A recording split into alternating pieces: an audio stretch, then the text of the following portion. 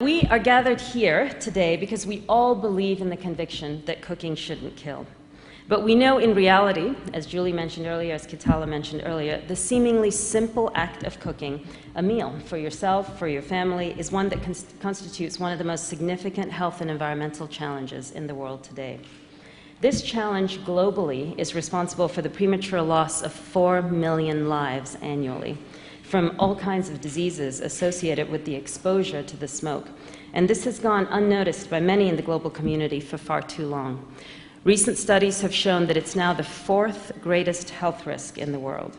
But of course, you in Kenya know that quite well, because exposure to open fires and traditional jikos is responsible for tens of thousands of deaths just here in Kenya alone. It's the second leading cause of death in this country. So we all know that cooking is essential. It's essential to all of us, but it shouldn't be lethal. One of the ways that the global clean cooking sector is going to solve this problem is to form partnerships and to leverage each other's expertise to deploy culturally sensitive, clean, safe, durable, accessible, affordable clean cooking solutions.